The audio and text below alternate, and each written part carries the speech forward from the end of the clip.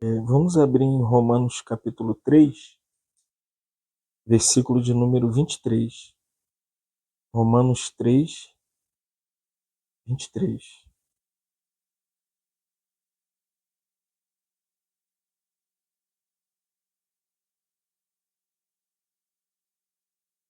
Acharam aí? Romanos 3, versículo 23, diz assim: Pois todos pecaram e carecem da glória de Deus. Te louvamos nessa noite, Senhor, pelo teu cuidado, seu carinho com o teu povo aqui, Miguel Pereira. Senhor. Obrigado pela oportunidade de poder servir ao seu povo, Senhor, a sua igreja, Senhor, e como parte da sua igreja nós queremos agora pedi-lo que use o teu Espírito Santo para tomar o nosso ser, o nosso coração. Fala conosco nessa noite. Senhor, tome toda a liberdade de ministrar, de aplicar a tua palavra. Senhor, somos carentes da tua presença nessa noite. Não confiamos na nossa capacidade, na nossa razão. Nós estamos aqui confiando na tua presença, Espírito Santo. Por isso, fala a cada coração. Abra o nosso coração. Nos mostra mais e mais da tua verdade. É o que nós oramos, ó Pai, agradecidos pela graça de ministrarmos a Ti. Em nome de Jesus. Amém. Acredito que nós já andamos um pouquinho, né? A última vez que nós tivemos com os irmãos, nós falamos um pouco sobre aquela beleza da criação do homem.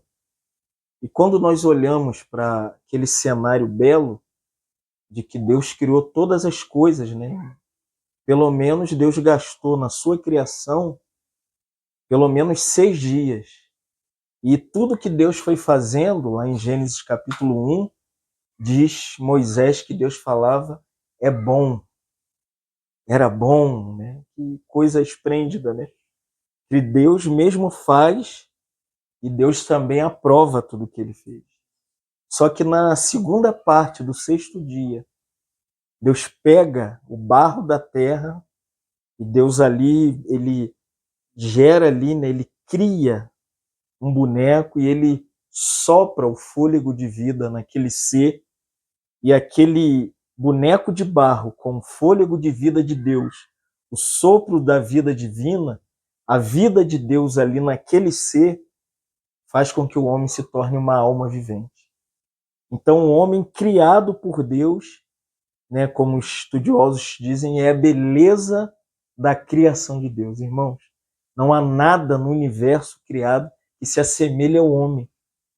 Nenhum animal, nenhum ser inferior, nada. O homem é a coroa da criação de Deus. E Deus colocou nesse homem a sua imagem e a sua semelhança. Porque Deus queria relacionamento. Deus não busca religiosidade. Deus busca encontro. Deus queria aquelas pessoas para que tivesse tudo que ele tinha e agora aquela imagem fosse refletida nesse ser que ele havia criado. Então Deus criou o homem com uma alma, com sentimentos, com uma mente para pensar nele, com uma emoção para amá-lo. Todo ser do homem é voltado para que ele pode glorificar a Deus. Que toda a sua beleza seja exibida nesse homem. E tudo que Deus pensava estava nesse homem. A gente não tem noção, quando a gente olha para cada um de nós, às vezes a gente deprecia o homem, né? Deprecia a mulher. A gente olha, hoje eu vi uma cena que o meu coração doeu, irmão. Tantos homens criados à imagem e semelhança de Deus que não estão cumprindo o seu papel como homem. E mulheres criadas à imagem e semelhança de Deus que não estão cumprindo o seu papel como mulher. Por isso que é interessante que na criação Deus criou macho e fêmea. Macho, fêmea, os criou. Que coisa ordeira, né? Que coisa ordenada, que Deus nos deu uma masculinidade. Amém, irmãos? Os homens são machos, amém? Amém, irmão? Nós somos machos. Somos homens para reverenciarmos a santidade de Deus, para reverenciarmos a glória de Deus, para bendizermos a majestade do nosso Senhor Jesus Cristo. E mulheres, né, com uma feminilidade básica como mulher. Por isso é muito interessante que Deus nos criou para glorificá-lo. Mas nós sabemos que esse homem criado, ele foi colocado num ambiente que não tinha muro. Que é interessante, né? Porque o ambiente era de relacionamento. Na viração do dia, Deus vinha ali e procurava Adão e Eva. Oi, Adão, como foi seu dia? Já imaginou, irmão? Você está num lugar que Deus, com a sua voz, Deus proporciona uma palavra de carinho, uma palavra de afeto, uma palavra de cuidado. Irmãos, como nós precisamos restaurar o nosso contato com Deus, irmãos. A gente acha que Deus é um ser distante, um ser longe de nós, mas eu quero te falar que Deus te criou para ele se relacionar com você, amém? Deus quer que você abra a boca e fale palavras de amor para ele. Você faça declarações para ele. Você se abra para o interior dele, declare coisas que você não precisa falar para as pessoas. Tudo que a gente precisa falar deve ser falado para o Senhor, irmão. E Deus quer conversar conosco. Deus não quer religiosidade. Deus não quer nenhum conceito humanista. Deus quer que você se aproxime dele como você é, amém? Às vezes a gente tem medo de se aproximar de Deus porque a gente acha que Deus é um ser que não tem contato. Não, irmãos. Deus é um ser que se relaciona. É um ser que te abraça. É um ser que te acompanha. É um ser que anda contigo. Qual é a mentalidade que você tem do jardim, irmão? O nome do jardim é Jardim do Éden. O jardim não é lugar de encontro para Deus ficar perguntando o que você está fazendo, o que você não está fazendo. O nome do jardim é Jardim de Delícias no hebraico. É Deus te desejando, querendo se completar em você, querendo viver com você, querendo que você faça parte de um relacionamento vivo, irmãos. Igreja não é relacionamento religioso. O que você tem que fazer, o que você tem que cumprir, a hora que você tem que chegar, a hora que você tem que sair. Isso não é igreja, amém, irmãos? Igreja é lugar de contato pessoal com Deus. É Deus te encontrando, é Deus te abraçando, é Deus se movendo em você, é Deus fazendo tudo que Ele tem que fazer para se relacionar com você. Não existe nada mais sublime do que esse Éden que é um lugar de delícia, que é um lugar de abraço, que é lugar de aconchego, que é lugar de presença, é lugar de encontro, é lugar de beijo, é lugar de afeto, irmão. Como nós esquecemos que a igreja é um pequeno Éden, amém, irmão?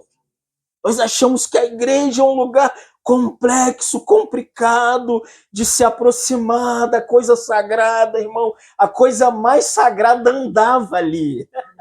Ele estava ali, ele falava ali, a voz dele estava ali. Irmão, descomplica.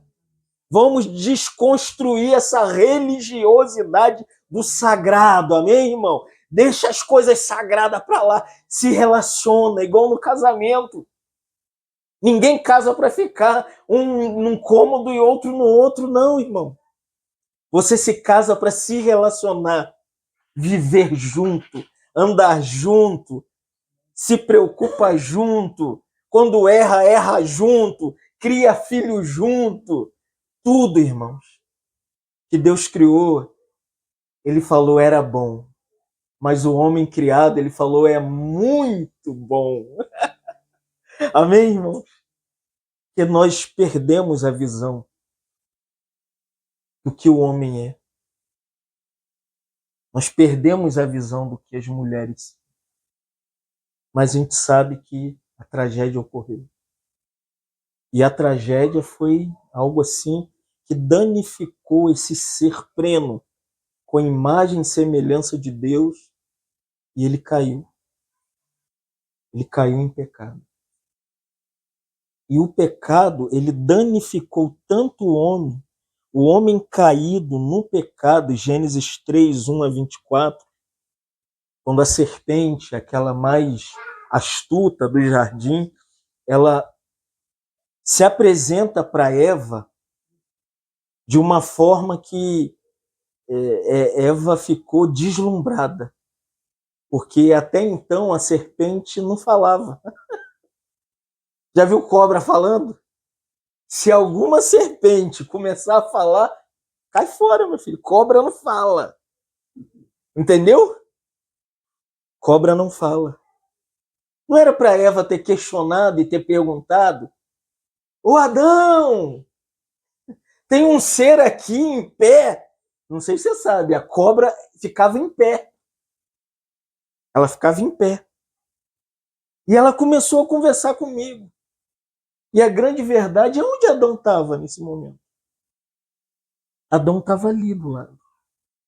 Adão também estava enfeitiçado. Ele ficou o tempo todo parado ali, vendo a conversa. E não falou nada. Ficou na dele.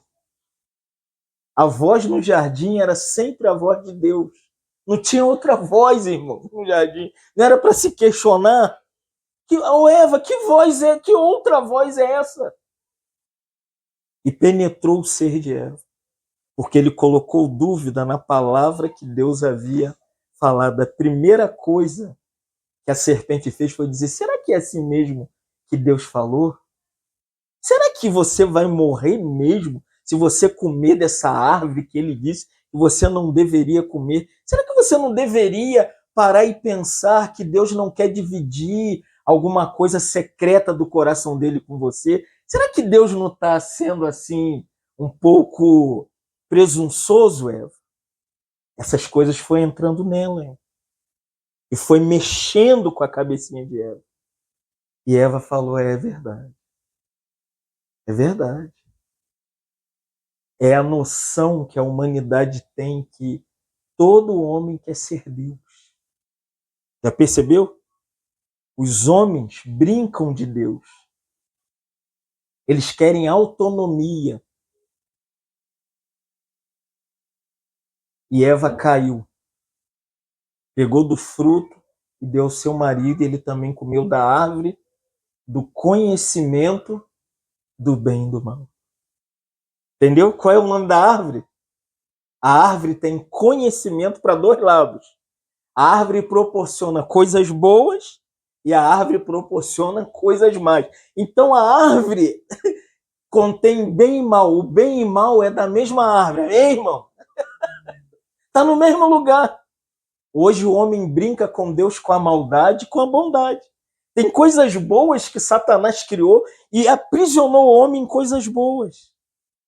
A pessoa fica presa naquilo ali e fala: isso aqui é muito bom, e fica naquilo ali. Eu não preciso depender de Deus, eu não preciso da presença de Deus, eu não preciso que Deus fale comigo. Eu tenho um bom emprego, eu tenho uma boa família, eu fiz 2 faculdades, eu estou fazendo uma pós-graduação, eu não bato na minha mulher, eu não espanco meu filho. A árvore tem a parte boa. Nessa árvore não tem só maldade, amém, irmão? O pecado é assim. As pessoas se tornam éticas e morais, já viu? Se você hoje questionasse aquele monte de homens que estava indo para o show da Lady Gaga, ali tem engenheiro, irmão, tem médico, tem cientista, tem político, tem educadores. Percebeu aonde Satanás colocou a humanidade? Na parte boa. Só que a vida é dele. Eles chegam a dizer: eu faço do meu corpo o que eu bem quiser. Não, irmão. Nós fomos criados para a glória de Deus. Deus nos criou para Ele. Nossa sexualidade é para Deus. A nossa vida é para Deus. Não tem nada na nossa vida que Deus não queira. Deus quer tudo da gente. E Eva caiu, e Adão caiu, comeu da árvore do conhecimento do bem e do mal, e foram expulsos do jardim. Foram expulsos do jardim. Mas é interessante que toda a humanidade, a partir dali, nasce em pecado. Não tem um ser bom no universo. Romanos 3, Paulo diz assim: não há quem busque a Deus, não há quem entenda, não há quem faça o bem. Não há, irmão. No mínimo que o homem faz é tentar se reformar. Ele tenta se reformar de fora para dentro. Ele tenta de qualquer maneira ser ético, ser moral, ser espiritualista. Mas eu vou te falar, não tem como mudar o homem externamente. Você pode mudar a roupa do homem, você pode mudar o cabelo do homem, você pode mudar o perfil exterior do homem, mas o interior do homem há 2000 anos é o mesmo. Já viu a era que nós vivemos? É a era do maior avanço tecnológico da história. O homem é como no homem primitivo. Ele continua matando a mulher, ele continua espancando os filhos. Viu o advogado? Falava de ética, moralidade na internet. E ele espancou a menina que ele ia casar. Arrancou sangue. Quem viu esse vídeo, viu? João Neto, o advogado João Neto. O homem é a mesma coisa, mesmo moralista, mesmo falando que vai proteger irmão, porque Salmo 51:5, Davi diz assim: eu nasci em pecado e em pecado me concebeu minha mãe. Não salva nenhum, irmão. Não salva o que você vê de pessoas boas, é só ética e moral externa, porque o coração do homem é pecaminoso. O coração do homem é o mesmo. Por isso o evangelho que não toca coração, que não transforma o coração, que não muda de dentro para fora, não é evangelho. É moralidade. É ir à igreja. É ter carteirinha de membro. Vocês entenderam, irmãos? Porque aqui, Jeremias 17:9, falando do coração, ele diz assim: enganoso é o coração do homem. Ah, o meu ainda, irmão. Você já se pegou quando seu coração te engana? Você faz plano, você coloca as coisas aqui, você coloca aqui, organiza aqui, desorganiza aqui, faz um monte de coisa. No final, seu coração te engana. Aí você fala, por que eu fui confiar no coração? Olha, Jeremias diz assim, ele é mais enganoso do que todas as coisas, ele é corrupto. O nosso coração é corrupto. O problema do mundo não é tecnologia, não é o celular que a sua filha usa, não é o Instagram, não é o Twitter, não é o TikTok, não é o Facebook, é o coração que é corrupto, amém, irmão? Se esse coração é renovado, transformado, mudado pelo Espírito Santo, esse coração lida com a internet como se nada pernicioso houvesse, irmão. Por isso ficar regrando o filho, eu tenho problema com isso. Não regra seu filho, prega o evangelho para ele. Fala o coração dele. No Éden não tinha cerca, irmão. E hoje a gente fica cercando, já viu? A igreja virou uma cerca.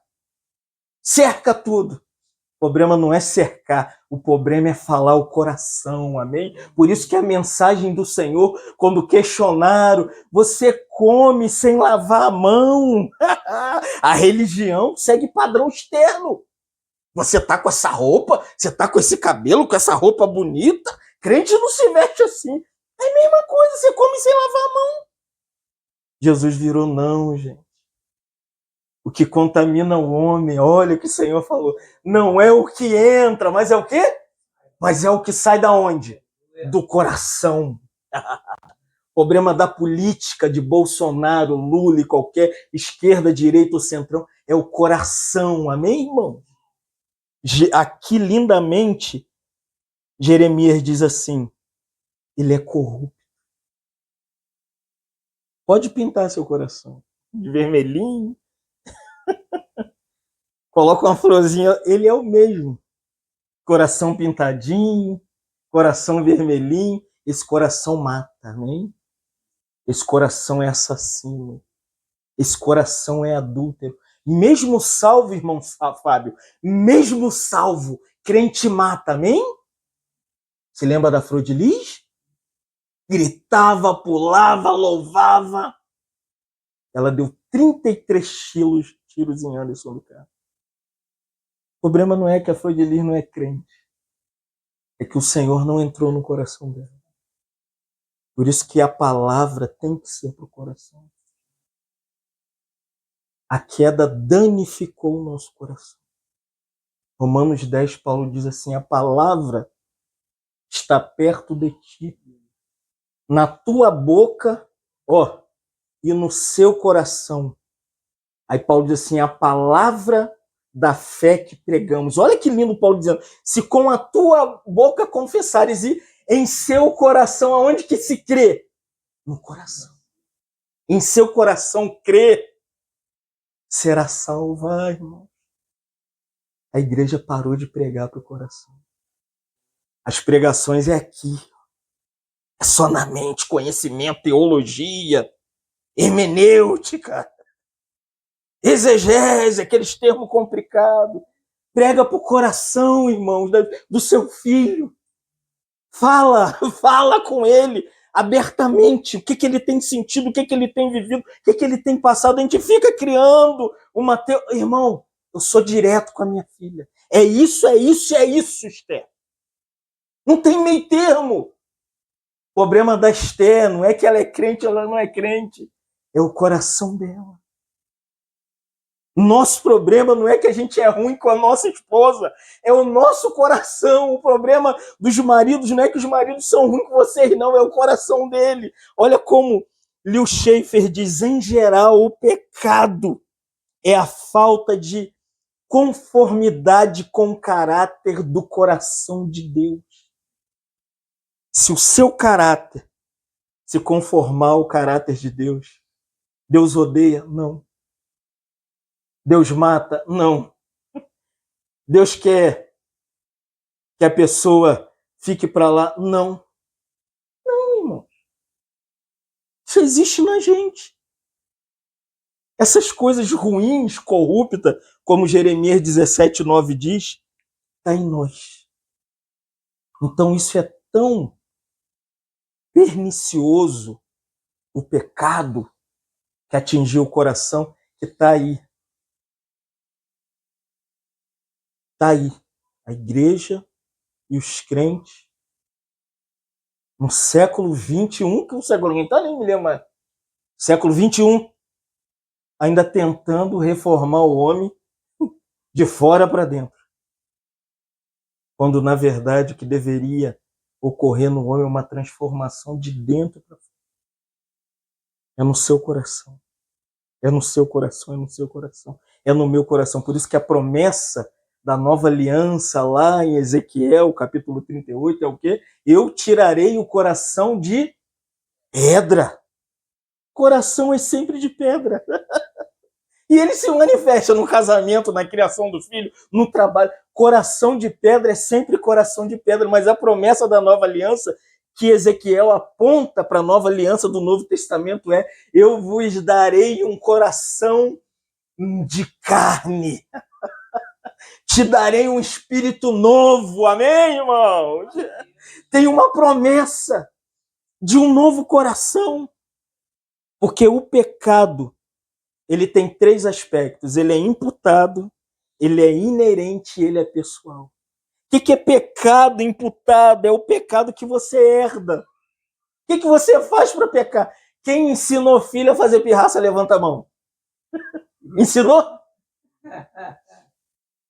Você ensina a filha a fazer pirraça? Jogar chupeta fora? Dar soco na mamadeira? Já viu as crianças como nascem? Só falta falar, não quero! Não vou beber! Eu já sei o que eu tenho que fazer! Só falta fazer isso, irmão. Porque toda criança que nasce, já nasce com esse pecado imputado. como Adão e Eva. Olha como Paulo diz em Romanos, capítulo 5, versículo 12, Paulo diz assim: portanto, assim como por um só homem, Adão e Eva, eu colocaria o homem no plural, os homens, não só homem, mas nesse homem coletivo está Adão e Eva. Por um só homem entrou o pecado, no grego amartia, errar o alvo. O que é pecado? Se nós tivéssemos aqui agora como que é aquele negócio que joga o alvo?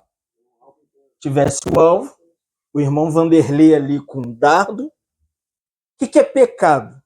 Eu falaria, Vanderlei, atire e acerta o alvo. Aí Vanderlei atirou o dardo, errou o alvo. Isso é pecado. Desmistificamos o que é pecado. Mas nós nunca ouvimos isso na igreja. A igreja dá nome a pecado que não existe. Quando, na verdade, o pecado é todas as vezes que você erra o alvo. Até nas coisas boas. Errei o alvo no casamento, pequei. Errei o alvo na criação dos filhos, pequei. Só que as coisas vão ficando mais agressivas. Uns nas drogas, aí é pecado, né, que vai se avolumando. Um na cocaína, outro no exercício de bebedice. Hoje eu até brinquei com a irmã Joana. Quando eu cheguei em frente ao show da Lady Gaga ali na avenida ali do central do Brasil, falei, Joana, eu acho que o único homem sou eu. Não tinha homem, irmão. Aí eu falei, vou no banheiro. Quando eu entrei, só tinha eu de homem. Como que urina no banheiro, irmão? Eu falei, meu Deus, e agora? Eu lembrei dessa mensagem. Ali estava um grupo de homens que foram criados para a glória de Deus, mas que herdaram esse pecado. Ele não nasceu homossexual. Elas não nasceram lésbicas. O homem foi criado perfeito, mas a queda, Paulo diz que quando o homem cai, entra o pecado no mundo, olha, e pelo pecado a morte, assim também a morte passou a todos os homens, porque todos pecaram. Não tem como você classificar quem pecou, esse aqui pecou mais, esse aqui pecou menos. Paulo reduz e coloca toda a humanidade agora debaixo do pecado. Toda a humanidade é pecadora. Nós não estamos lidando com pessoas que vão ser transformadas se estudar. Ah, ele é assim porque ele não estudou. Já viu? Ele não teve chance, ele está com o fuzil lá na Cidade de Deus, dando tiro. Você está enganado. O Fernandinho Beiramar é doutor em teologia. Você entendeu, irmão? Mas é uma mente criminosa. Então não é porque o homem não estudou ou deixou de estudar. Tem muitas pessoas que não estudaram, mas são gentis, amorosos, mas são pecadores. Gentis e são pecadores amorosos. Entendeu? O homem é o homem. E o que é o pecado inerente? Essa natureza que você herda e você vê ela se manifestando em você. Paulo chama isso de obra da carne. Nítido você vê. Prostituição, lascívia, inimizade, divisão. Se é a carne, irmão. A carne tem uma obra, meu irmão.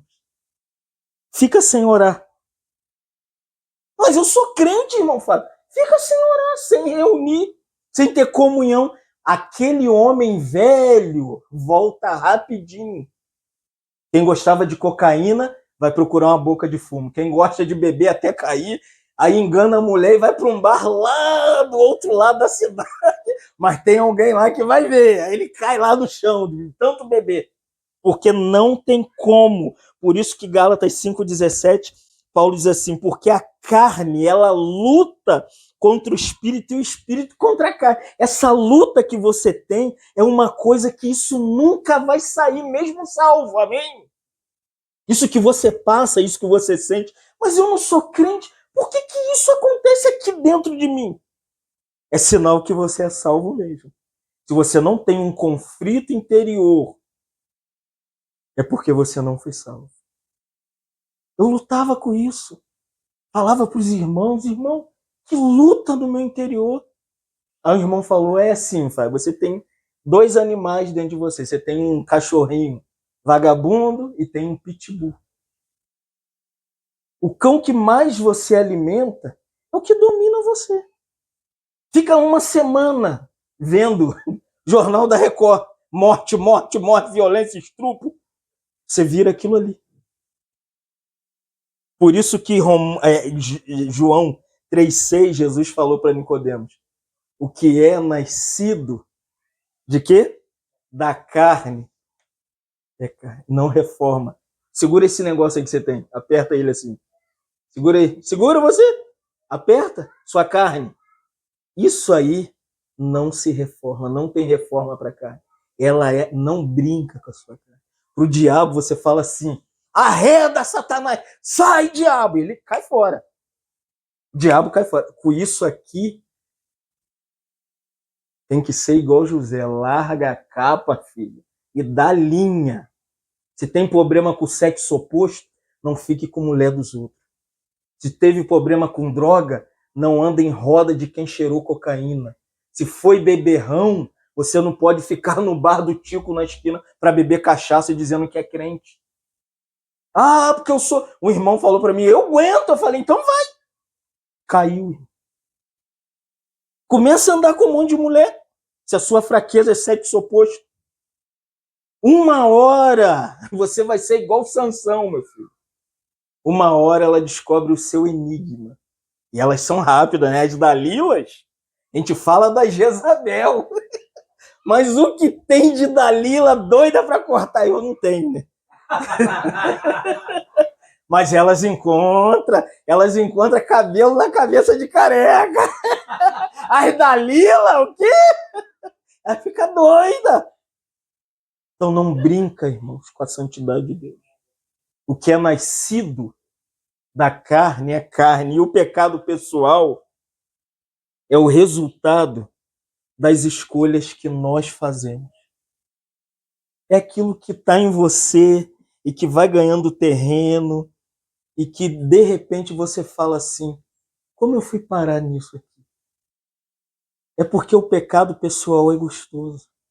Você faz as escondidas, você se esconde. Mas aquilo que eu ouvi a minha juventude toda, minha mãe dizia, Deus está vendo. A gente esconde dos irmãos. Meu tio, vou contar a experiência. Ele creu no Senhor. Ele gostava de tomar um biricuticozinho. Ele se vestia de crente, a Bíblia de crente, a cara de crente, a igreja de crente, e ele foi, né? Foi se reunir lá. Quando ele estava indo, ele viu uma birosca, aí não aguentou, né? Ele olhou e falou, vou lá tomar uma. Aí, com a roupa de crente, a Bíblia de... Mas entrou lá e pediu um. Imagina, o cara olhou, deu. Nisso, irmãos, vinha a galera da igreja. Quando viu meu tio, falou, elegeu-se a paz do Senhor, mano. Meu tio com um copo de cana, meu tio pulou no meio dos irmãos, a paz do Senhor, bebeu. Os irmãos, eu tô tomando uma aguinha essa hora, irmão. Falou, tô com... Os irmãos não perceberam, era cana, 51. O Senhor guardou meu tio, mas expôs ele. Ele falou, fiquei envergonhado. E me lembrei da palavra, que o pecado é pessoal, ele está em mim, esse ser vive em nós. Se lembra de Paulo em Romanos 7? O bem que é em mim, esse eu não faço. Mas o mal que é em mim, esse eu faço. Lembra? Já viu que a gente quer fazer as coisas boas em casa, ajudar a mulher, lavar louça, varrer casa, fazer comida? A gente não consegue fazer nada. Queima o feijão, queima o arroz e dá briga, né? Aí cada um vai pro seu quarto, deu briga, aí vai dormir na sala por causa da comida. Isso tá na gente, irmão. Aí Paulo diz, Paulo tira até a culpa deles. Não sou eu quem faço, mas o pecado que habita em mim, em você. Mas não somos salvos, somos pecadores salvos. Amém, irmão? Eu e você somos pecadores redimidos lavados pelo sangue de Jesus, mas não brinca com o pecado pessoal, pois ele está aí, vivinho. Vivinho. Vivinho. Então aqui nós temos a sentença final. Não tem para onde correr. Pecado reside, pecado mora, mas na cruz do Calvário, esse pecado Jesus tomou sobre ele, amém? Quando Paulo escrevendo em 2 Coríntios 5, 21, Paulo diz aos Coríntios, aquele que não conheceu, não amartia, ele nunca errou o alvo. É verdade, verdade. Jesus viveu com sexo oposto, sem nunca se relacionar, sem nunca desejar, sem nunca querer, sem nunca tocar. Ele viveu lá sozinho. Mas Jesus poderia, claro. Ele era 100% Deus e 100% homem. O que ele teve que fazer? Ele teve que tomar a cruz como homem. Amém, irmãos? Ele teve que aprender as coisas, a obediência por meio do sofrimento. Jesus era igual a gente, irmão. Só que ele não tinha em si a natureza pecaminosa. Ele foi gerado pelo Espírito Santo. Então aqui Paulo diz que na crucificação, mesmo sem conhecer pecado, olha isso aqui, ele o fez pecado por nós, para que nós nos tornássemos a justiça de Deus. Amém, irmão? A salvação para nós, mesmo fraco, cabisbaixo, sem vontade de prosseguir, cheio de fraqueza, nascido de carne, irmão, Cristo, ele assumiu o seu e o meu lugar na cruz do Calvário. Agora nós podemos, na cruz, somos justificados. Paulo chega a dizer em 1 Coríntios 1,30 assim, mas vocês são dele, em Cristo Jesus, o qual se tornou da parte de Deus. Em Cristo nós somos justificados, santificados e redimidos. Amém, irmão?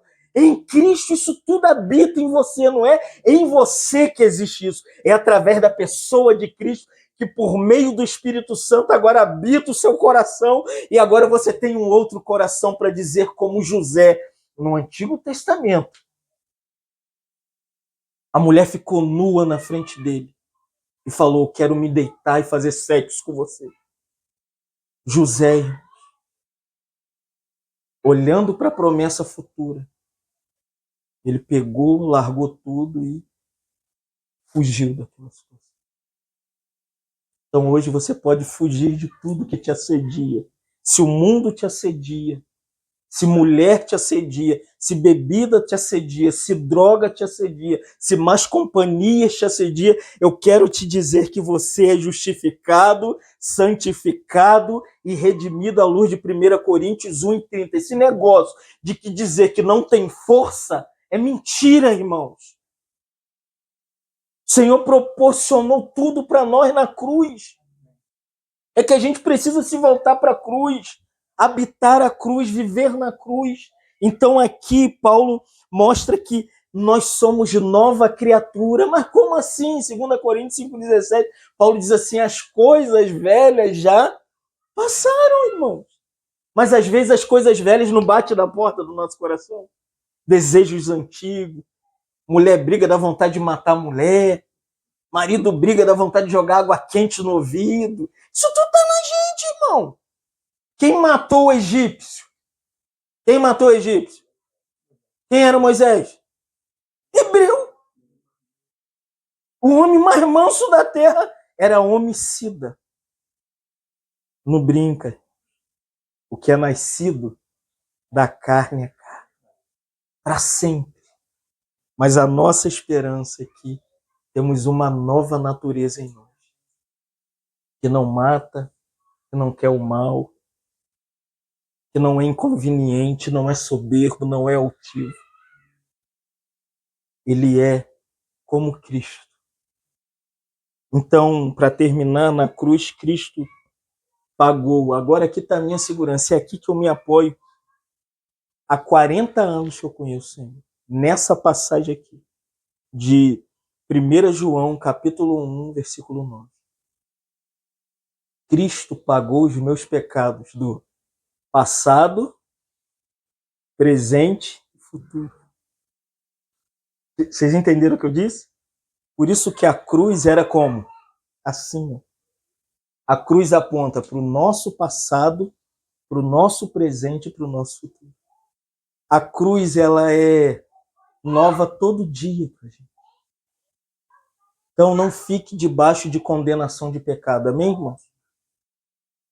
Romanos 8:1, Paulo diz assim: nenhuma condenação há para aqueles que estão em Cristo Jesus, porque a lei, olha isso aqui que Paulo vai dizer, a lei do Espírito e da vida nos libertou da lei do pecado e, irmão, nós somos libertos. Mas isso vem, desejos vêm, vontade vem, consciência vem. A gente não pode ficar aqui igual John Wesley fez. John Wesley começou a pregar uma doutrina no grande despertar da América chamada a perfeição cristã. Não existe perfeição cristã nessa vida não, irmãos.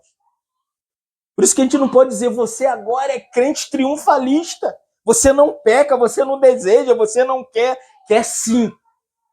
Só que em nós tem uma outra natureza. Agora Cristo vive em nós. Gálatas capítulo 2, versículo 19 a 20, Paulo diz assim: estou crucificado com Cristo. E a vida que agora eu vivo pela fé do Filho de Deus. Já não sou eu quem vive. Olha, mas quem vive? É Cristo, irmão.